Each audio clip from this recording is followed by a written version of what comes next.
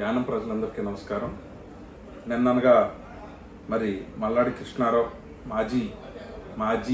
మాజీ ఎక్స్ఎమ్మెల్యే ఇంకా ఈయనకి నాకు ఏదో ప్రోటోకాల్ ఉంది నేనే అని చెప్పుకుని ఈయన గత 4 సంవత్సరాలుగా యానంలో నేను కూడా ఏదో ఒక పదవితో చలామణి అవుతూ గింటుకు వస్తున్నాడు. ఈయన దానికి అనేక సంవత్సరాలుగా ప్రజలందరికీ కూడా నేను ఒక ప్రోటోకాల్కి నేను విలువ ఇవ్వట్లేదంట. నాకు అర్థం కాని విషయం ఏంటి అంటే, ప్రోటోకాల్కి విలువ ఉండుంటే ఖచ్చితంగా ఒక శాసనసభ్యుడిగా కానీ ఒక గవర్నమెంట్లో ఒక భాగస్వాముడిగా పూర్తిగా గౌరవించాల్సి వస్తుంది.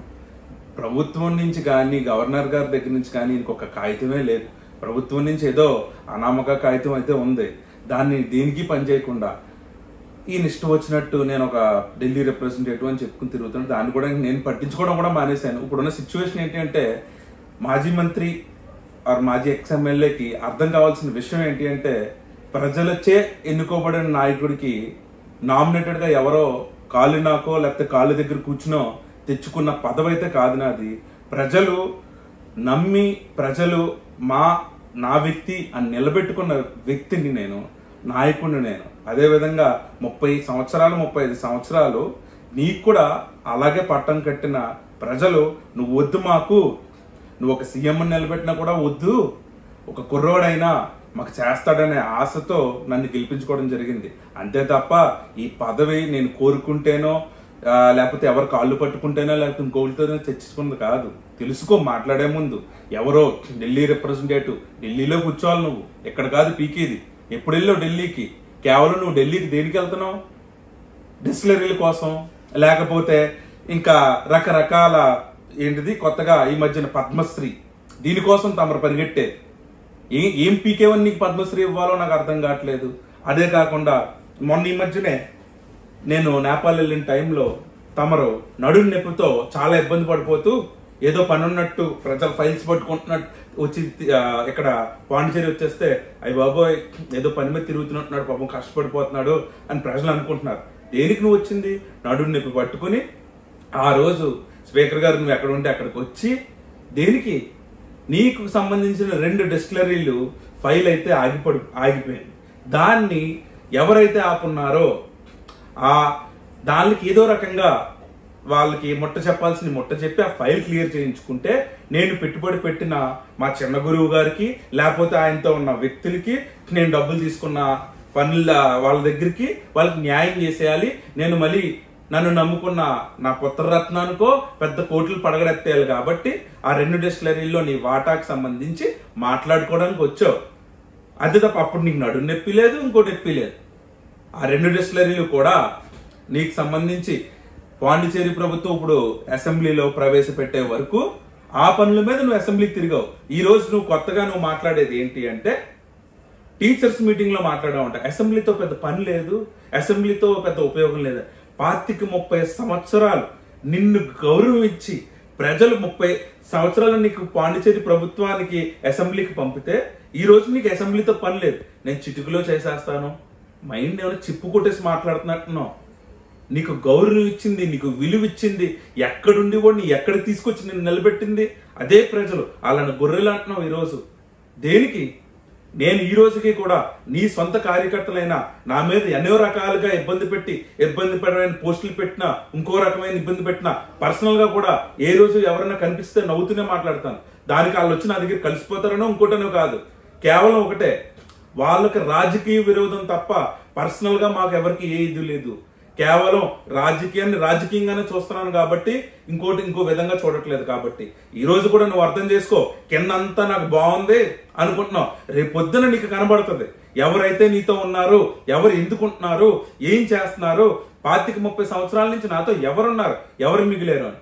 అలానే అనుకున్నావు. నేను వచ్చేటప్పటికి అతి తక్కువ టైంలో వచ్చినా నీకు కరెక్ట్ గా దింపారు.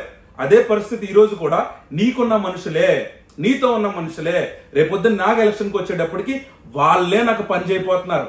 అది కూడా మొన్న ఎంపీ ఎలక్షన్ కి చూపిద్దాం అనుకున్నాను, కానీ అప్పటి వరకు ఎందుకు కంగారు పడిపోతున్నావు అని నీకు చూపించలేదు. ఈసారి కూడా నీ దగ్గర ఉన్న వ్యక్తులు నాకు ఎవరు పని చేస్తారో నీ దగ్గర ఎలక్షన్ లో చూద్దాను, కంగారు పడకు.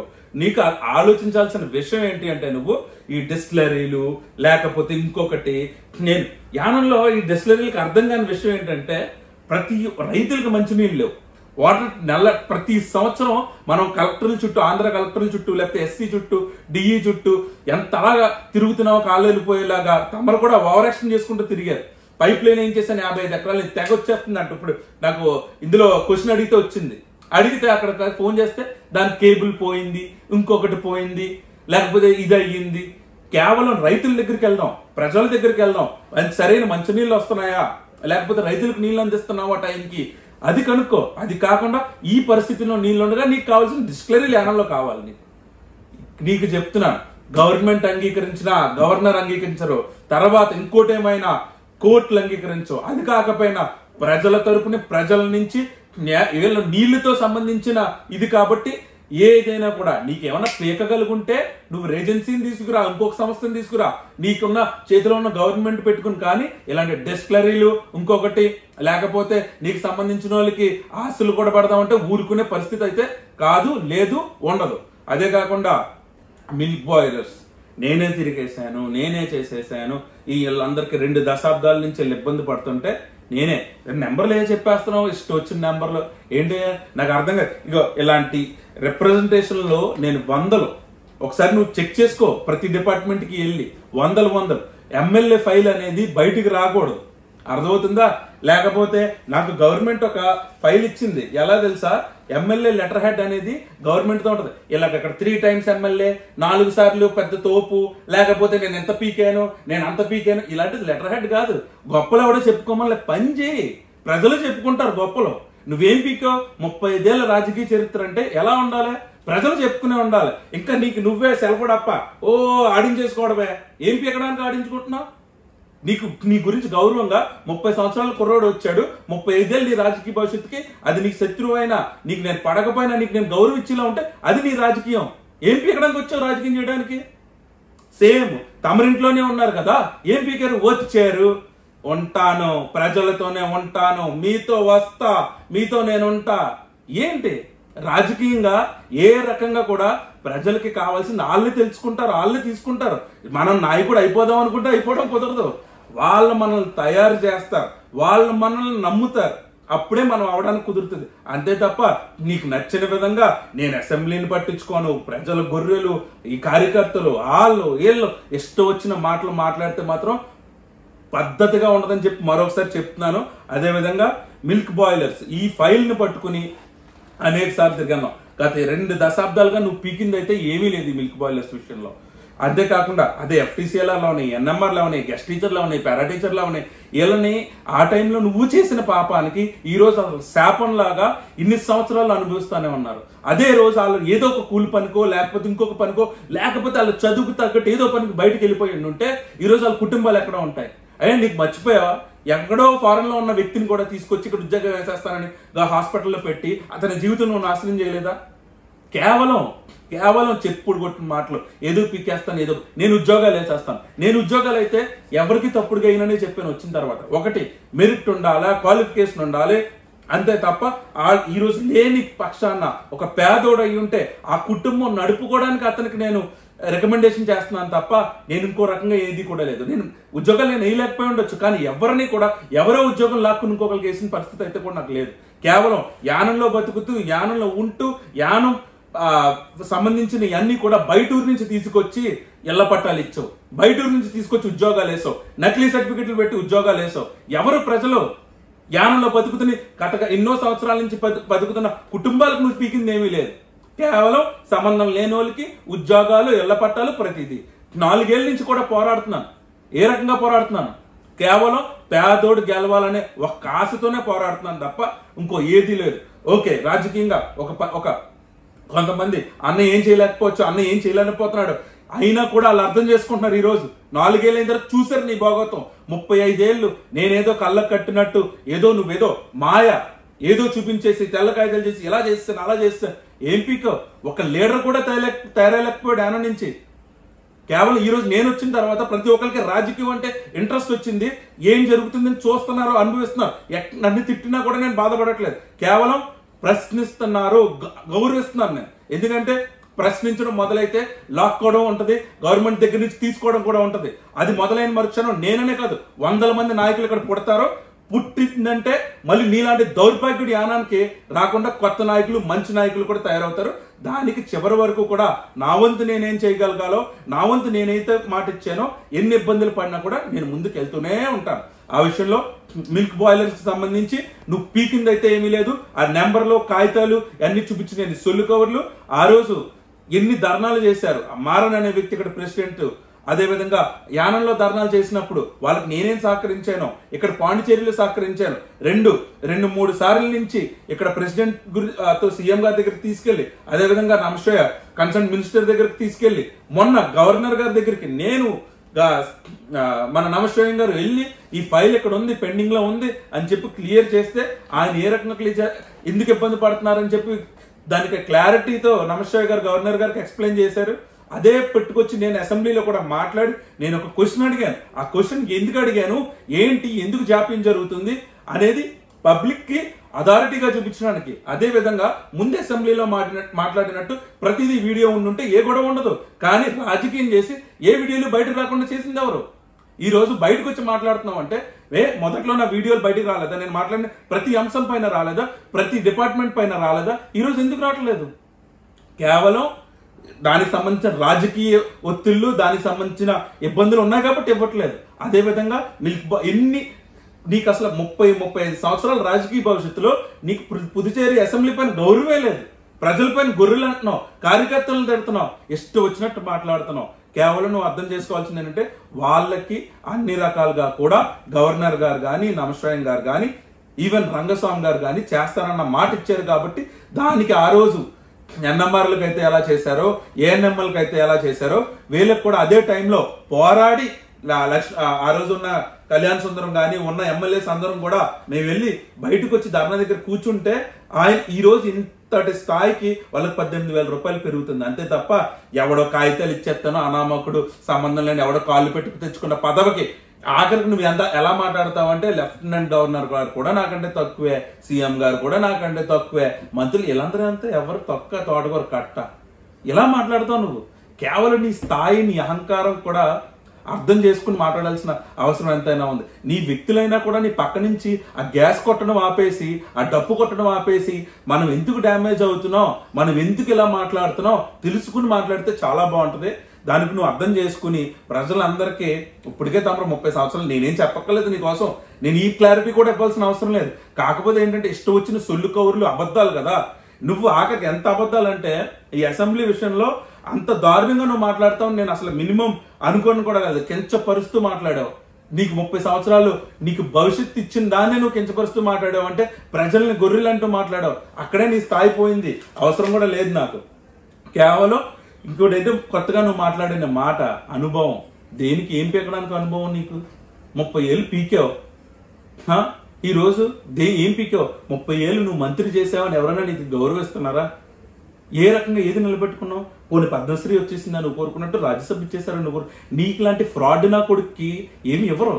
నువ్వు తెలుసుకో. అది నేను పీకాలో ఏదో పీకేస్తానో ఏదో పీకుతాను, ఇది ఎలా సొల్లు కవర్లు. నీకు చెప్పాను పద్మశ్రీ ఇచ్చేస్తారని. నీకేం చేస్తావు? ఆ ఓల్డ్ ఏజ్ హోమ్ని పెట్టుకుని నేను 30 మంది ఓల్డ్ ఏజ్ పీపుల్నో లేకపోతే 20 మందిని చదివించేస్తున్నానని పెద్ద పెద్ద కంపెనీల నుంచి ఉన్న రిలయన్స్ నుంచి, ఓఎన్జీసీ నుంచి ఫండ్స్ తెచ్చుకుని ఆ రూపాయి భోజనాన్ని నడుపుతూ దాన్ని అడ్డు పెట్టుకుని దానికి ఒక పెద్ద బ్యానర్ వేసి కేవలం ఒక ముసుగులో యానం ప్రజల్ని, చుట్టుపక్కల వాళ్ళని మభ్య పెడుతున్నావు తప్ప ఏంటి తినడానికి?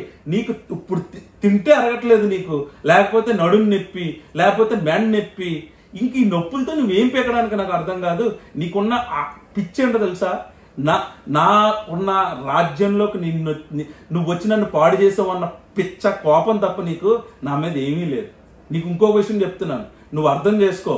నీకు యానం ప్రజలు ఈ 4-5 సంవత్సరాల్లో నిజంగా నేను వచ్చే వరకు నేను కూడా నీ స్థాయి చాలా పెద్దగా 30-40 సంవత్సరాల్లో పెద్ద నాయకుడు అనే అనుకున్నాను తప్ప ఇంత దౌర్భాగ్యంగా నువ్వు ఇబ్బంది పెడతావు, ఒక నాయకుడికి ఇంత ఒక ప్రజలను కూడా ఇబ్బంది పెడతావు అనే స్థాయికి ఇప్పుడు ఊహించుకోలేదు. కానీ 4.5 సంవత్సరాలు ప్రజలు కూడా క్లియర్గా, చాలా క్రిస్టల్ క్లియర్గా నా మీద ఎన్ని కోపాలు ఉన్నా అశోక్ ఇచ్చేట్లేదు వచ్చేట్లేదు, నీలాంటి మాత్రం రానివ్వకూడదని చెప్పి బల్ల గుద్ది ప్రతి ఒక్కరు కూడా చెప్తున్నాడు. దానికి అర్థం ఏంటో తెలుసా? నేనేం చేయకపోయినా పర్లే, నీలాంటోడి వల్ల యానం యువత గాని ప్రజలు గాని పేదోడు గాని అలాగే ఉండిపోయాడు. నేను వచ్చిన తర్వాత ఏ కుటుంబానికి అన్యాయం చేయలేదు, ఎవరికి తప్పు చేయలేదు, ఏ రకంగా నిధి లేదు. దేవుడి దేవాల నేను బాగానే ఉన్నాను. ఏ రకంగా అయినా కూడా నా సంబంధించిన నా తండ్రి సంపాదన లేకపోతే నేను సంపాదించుకునేదో 10 రూపాయలు ప్రతి ఒక్కరికి ఎవరికైనా చేయగలిగింది నా మిత్రులతోనో నేను చేస్తున్నాను తప్ప ఏ రకంగాని నాకు తప్పుడు వ్యవహారాలు కానీ తప్పుడు ఇది లేదు. కానీ తమరికి ఏంటి, గుడి దగ్గర మాట్లాడాను నేను, ఏదో నా తాత మా చిన్నాన్న మా పెదనాన్న లేకపోతే ఇంకొకళ్ళు మేమే డబ్బులు ఇచ్చేస్తాం, మేము చాలా పెద్ద ఇది మేము అని చెప్పి నేను ప్రజలకు చెప్పినట్టు, లేకపోతే నేను గుడి కట్టేది ఆపడానికి పలానా డిటి గారు వాళ్ళ అబ్బాయి రాజాబాబు గారితో నేను ప్రతి ఒక్కరి దగ్గరికి పంపిస్తున్నట్టు, నీకు ఒక విషయం మైండ్ చిప్పు కొట్టేసి దుబ్బి ఇష్టం వచ్చినట్టు మాట్లాడుతున్నావు. నీకు అర్థం కావాల్సిన విషయం ఏంటంటే, గుడి నేను ఆపేటట్టుగా ఉండుంటే ఆ రోజే నేను కేసేసేవాడు. ఈ రోజు నువ్వు ఇటుకు మెట్టు కూడా నువ్వు కదుపుండేవాడు కాదు.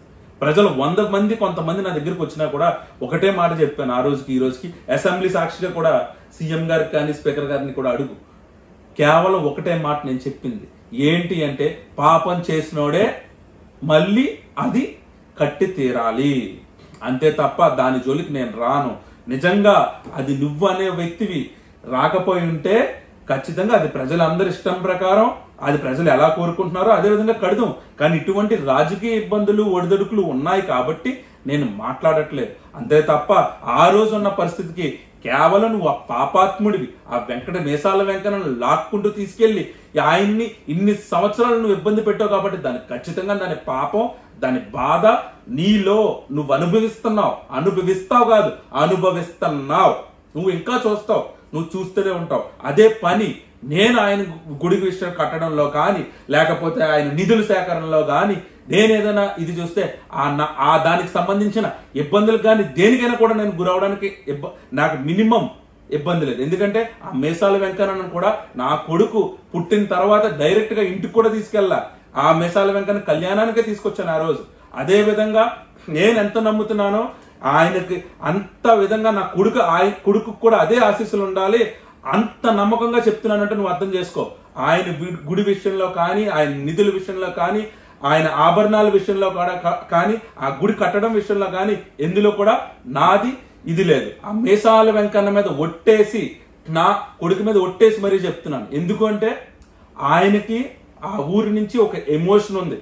అది ఒక హిందూయే కాదు, ఎక్కడన్నా మన ముస్లిమ్స్ ఇఫ్తార్కి వెళ్ళినప్పుడు సార్ గుడి ఏమైందని ముస్లిమ్స్ అడుగుతున్నారు అంటే మన ఇబ్బందిని కూడా వాళ్ళు అర్థం చేసుకుని వాళ్ళు అంతలా అడుగుతున్నారంటే ప్రతి ఒక్కరికి యానంలో మేసాల వెంకన్న గారి గుడి అంటే అంత గౌరవం, అంత ఇది. దాన్ని ప్రతిష్టను పాడు చేసావు, అన్ని రకాలుగానే ఇబ్బంది పెట్టావు.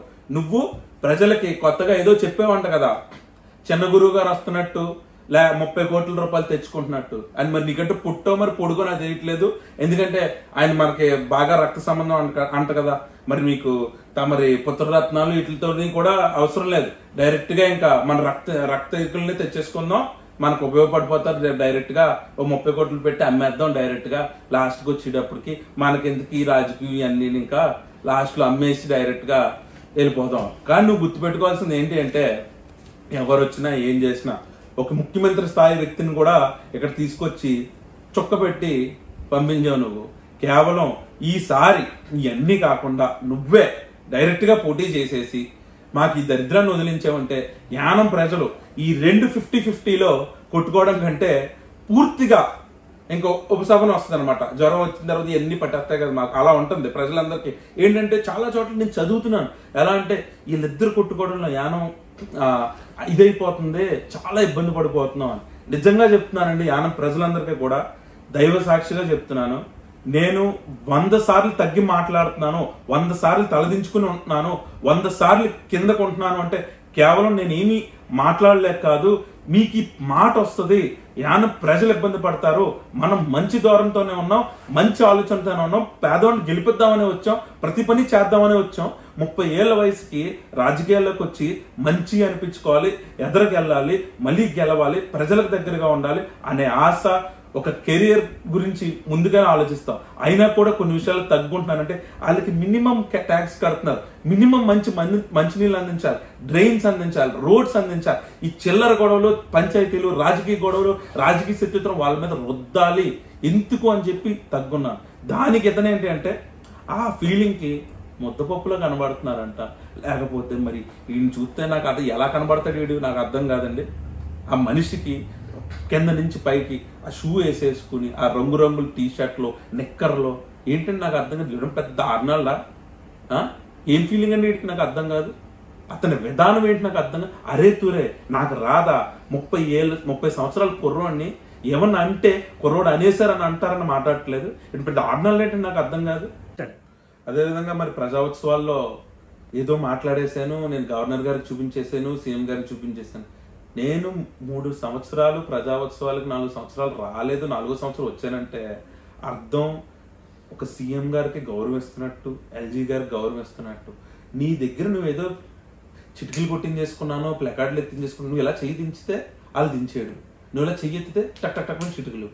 ఏంటి నా ప్లానింగ్ ఏంటి నాకు అర్థం కాదు. ఆ రోజు నేను చూశాను నీ వ్యవహారం చూసి, అయినా కూడా గౌరవంతో గవర్నర్ గారికి అర్థం అవ్వాలి, సీఎం గారికి కోపాలు ఉన్నా, నువ్వు ఎక్కిస్తాను ఎన్ని ఉన్నా కూడా ఆయన అర్థం చేసుకుంటాడని ఆ రోజు వచ్చాను. నీ ఫీలింగ్ ఏంటంటే నేనేదో పీకేసి తగ్గేదేలే అని స్టేట్మెంట్ ఇచ్చాను, ప్రజల్లోకి మంచి సుధారంగా వెళ్ళిపోయిందని అనుకుంటున్నావు.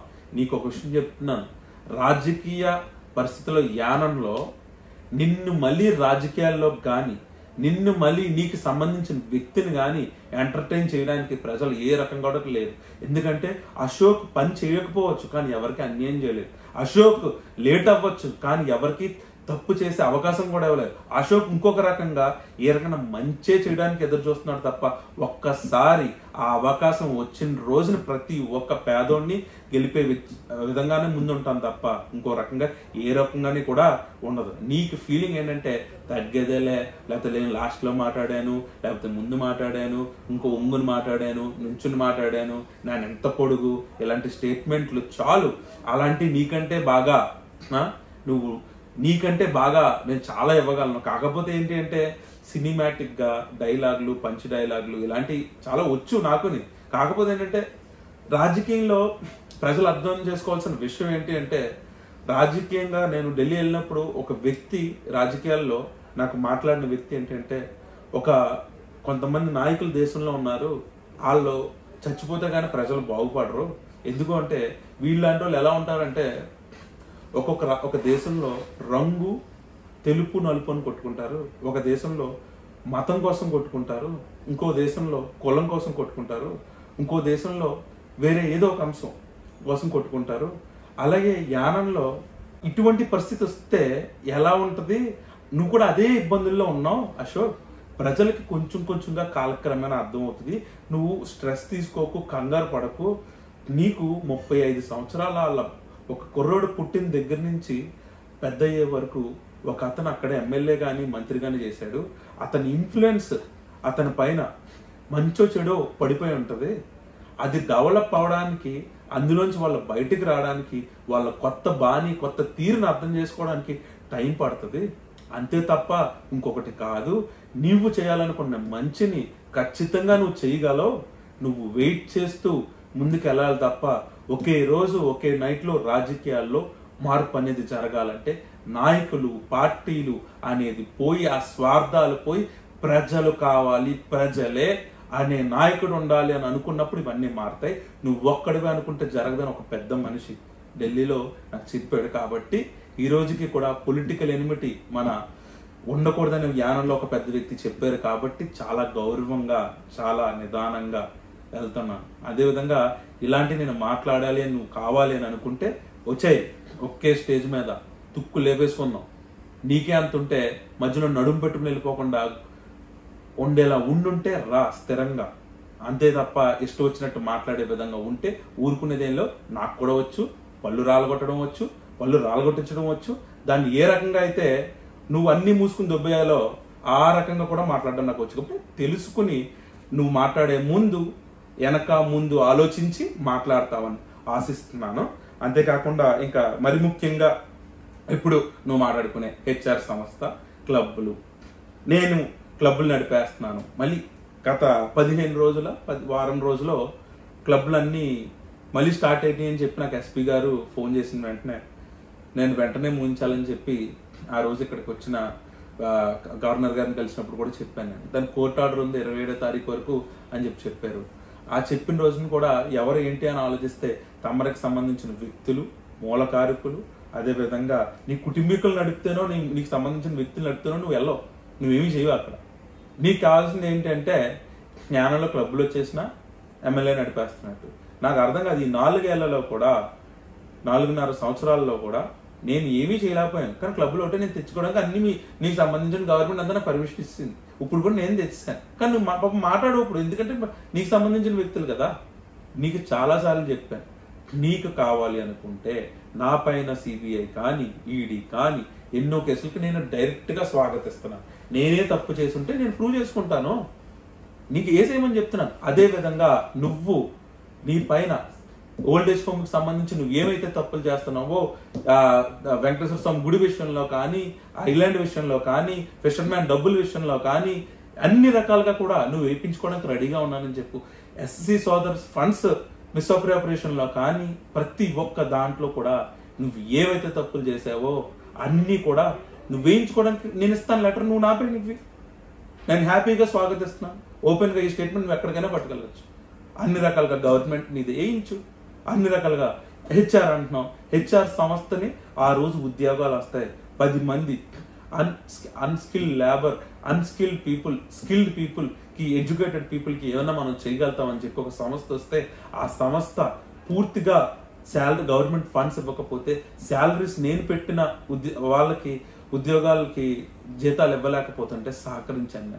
అంతే తప్ప నేను పంపిన ప్రతి రూపాయి నేను దాంట్లో నేనేం పోగొట్టుకున్నానో అన్న మరుక్షణం మొన్న ఎంపీ ఎలక్షన్ దగ్గర నుంచి సంస్థకి నాకు ఎటువంటి సంబంధం లేదు. ఇంకా నేనిచ్చిన జీతాలకే నాకు డబ్బులు ఇవ్వకపోగా అలా జాప్యంలో పెట్టారు. తెలుసుకుని మాట్లాడు అంతే తప్ప కేవలం వచ్చిన సంవత్సరంలో హెచ్ఆర్ అనే సంస్థ ప్రజలకు ఎంత దగ్గరగా ఉంది, ఎంత మంచిగా సేవలు చేస్తుందో అందరికీ తెలుసు. దాన్ని నాశనం చేయడానికి మున్సిపాలిటీలోని మనుషులతో, రాజకీయంగా పైన పెద్ద వ్యక్తులతో, డిపార్ట్మెంట్ లో ఉన్న వాళ్ళతో నువ్వు చేసి దాన్ని పూర్తిగా నాశనం చేసిన పని నీది. కేవలం ఓల్డేజ్ హోమ్ కి ఏదో రకంగా ఇప్పించుకోవాలన్న కకృతి తప్ప ఇంకేమీ లేదు. అది కూడా వదిలేశాను. కేవలం ఏంటి అంటే ప్రజలు ఇబ్బంది పడుతున్నారు, నాకు ₹1 కావాలి అనేది ఇప్పుడు కూడా నాకు ఆశ లేదు. ప్రజలు బాగుండాలని చెప్పి మేము ఏ రకంగా అయితే కోరుకున్నామో అన్ని రకాలకి తగ్గడానికి 1,00,000 సార్లు తగ్గడానికి 1,00,000 సార్లు కింద పడిపోవడానికి కూడా సిద్ధపడతాం. అలాంటిది ఒక మంచిగా ఒక సంస్థను తీసుకొస్తే దాన్ని నాశనం చేసాం అంతే తప్ప దీంట్లో ఏ రకంగా కూడా నువ్వు చెప్పిన మాటలో తప్పు. అది నువ్వు మార్చుకుని మాట్లాడితే ఏదో ఒకటి వేసేయాలి కదా, అవతలోడి పైన వేసేస్తే పడి ఉంటది, నమ్మేస్తారు, డప్పు కొట్టేయడమే ఇష్టం వచ్చిన చోళ్ళు. నువ్వు మాట్లాడిన దాంట్లో మా కుటుంబీకులు డబ్బులు ఇచ్చారు అని చెప్పి నేను చెప్పుకుంటున్నాను అన్న దాంట్లో కానీ, ఈ వీటిల కోసం కానీ వేటి కోసమైనా ఒక్కటైనా నిజం మిల్క్ బాయిలర్స్ తో కానీ ఏ సమస్య అసెంబ్లీ సంబంధమే లేదు. 30 ఏళ్ళ నుంచి నువ్వు ఏం పీకేమని ఎప్పుడైనా అసెంబ్లీలో మాట్లాడింది ఉందా? తమరికి ఏం పీకే? అసెంబ్లీ లేవని ఇదే 1.5 సంవత్సరాల క్రితం నువ్వు అసెంబ్లీలో ఏం మాట్లాడుతున్నావు? మాట్లాడిన తర్వాత ఏమో నువ్వు ఇలా అన్నావు, ఆ వర్డ్ ఎలా తిప్పావు, ఈ వర్డ్ ఎలా మాట్లాడావు అని అనుకుంటున్నారు అన్నావు. నీకు నాలిక అది ఏంటో నాకు అర్థం కావట్లేదు. ఈ రోజు వచ్చి అసెంబ్లీ 13వ తారీఖు వచ్చి లేదంటున్నావు, ఇది 13వ తారీఖు లక్షవారం. వెళ్ళి అటెండెన్స్ చెక్ చేసుకో, ఎక్కడ ఉన్నానో తెలుస్తుంది నీకు. ఇష్టం వచ్చినాయి ఎందుకంటే స్టార్డ్ క్వశ్చన్స్, అన్స్టార్డ్ క్వశ్చన్ ఇప్పుడు వదిలే, ఇది 25-26 వదిలే. గత 3-4 సంవత్సరాల నుంచి ఏమైతే ప్రశ్నలు అడిగాను, ప్రభుత్వం ఏమైతే చేసింది అన్ని కూడా క్లియర్గా ఉన్నాయి. నాకు ఈ పుస్తకాలు నాకెవరు కదా, ఇదంతా కూడా పబ్లిక్ డొమైన్, ఒకసారి క్లియర్ గా అర్థం చేసుకో. అదే విధంగా ఏమైతే నేను స్పీచెస్ మాట్లాడాను లాస్ట్ దానికి ఇక్కడున్న సీఎం గారు కానీ లేకపోతే స్పీకర్ గారు కానీ ఇక్కడున్న ప్రెస్ పీపుల్ రాసిని ఐటమ్స్ ఎత్తుక్కో, వీడియోస్ ఉన్నాయి అన్ని. అదే విధంగా రేపు ఏం మాట్లాడుతున్నారో కూడా నువ్వు చూడు. అంతే తప్ప నేను యానంలోనే కూర్చున్నాను, నేనే యానానికి ఇప్పుడు అర్జెంటుగా నీకు ఆగట్లేదు. గొల్ల ఏమైపోతుందంటే నీకు ఒక రకమైన ఉడుకుమొత్తాను, ఏం చేయాలో తెలియట్లేదు. అర్జెంటుగా ఆ నడు నొప్పి ఇలా ఉంటే పోతావు. నువ్వు చూసుకో ఒకసారి ఆరోగ్యం. నేను పొద్దున్న లేస్తే నేను మనస్ఫూర్తిగా దేవుణ్ణి కోరుకునేది అంటే నీకేం అవ్వకూడదని. ఎందుకంటే నాకు ఇక్కడికి వచ్చే వరకు కూడా 1 సంవత్సరం 2 సంవత్సరాలు గెలిచిన వరకు పట్టించుకోలే. కానీ కాలక్రమేణా ఏమవుతుందంటే నీ అడ్డు పెడుతుంటే నాకు అర్థమైంది ఏంటంటే, ముందు నేను నువ్వు పైకి ఎక్కడికి వెళ్ళావు, రాజ్యసభ వరకు, ఢిల్లీ, లేకపోతే పద్మశ్రీ, అక్కడి నుంచి నేను కిందకి లాగేశాక ఈరోజు నీ పరిస్థితి ఏంటంటే, యానంలోనే నేను పోటీ చేసిన పరిస్థితి ఏంటి, నేను అంత స్టేజ్ పైనుంచి నేను కిందకి లాగేసిన నాకు నిన్నేం చేయాలో నాకు ఒక క్లారిటీ ఉండదా, నాకు అనుభవం లేకపోతే నా స్థాయి కాదా, నీ స్థాయి ఎక్కడి నుంచి ఎక్కడికి లాగేసి నాకు చెప్తున్నావు, అర్థమవుతుందా? నా స్థాయి అంటే ఇక్కడికి వచ్చాడు, నువ్వు చేస్తున్న చెత్త రాజకీయం వల్ల, కుటిల రాజకీయాల వల్ల, నీ సొల్లు కవర్ల వల్ల నీ మనుషులే బయటకు వచ్చి ఏం మాట్లాడుతున్నారో తెలుసుకో. ఒక పక్కన ఉన్నోడు కూడా నమ్మలేని సిచ్యువేషన్లో ఉన్నావు నువ్వు, అది చూసుకుని మాట్లాడు నువ్వు, అంతే తప్ప ఇష్టం వచ్చినట్టు ఎగిరిపోయి గుల్లగొల్లాడిపోయి ఏంటిదంతా, అంత ఎంటర్టైన్మెంట్ వద్దు మాకు, చాలు.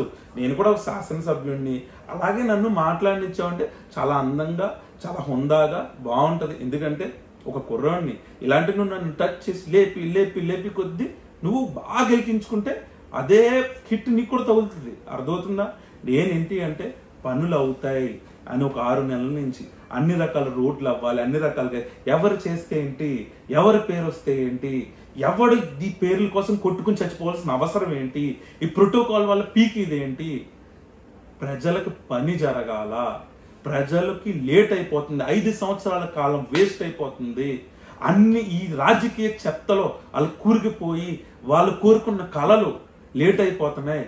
ఉద్యోగం కావాలనుకున్నాడు, రేజెన్సీ వల్ల ఇబ్బంది పడుతున్నాడు, రేజెన్సీని వెనక పంపేసిన ఘనత నీది, దాన్ని తెరిపించాలి అనే ఆలోచన నాది.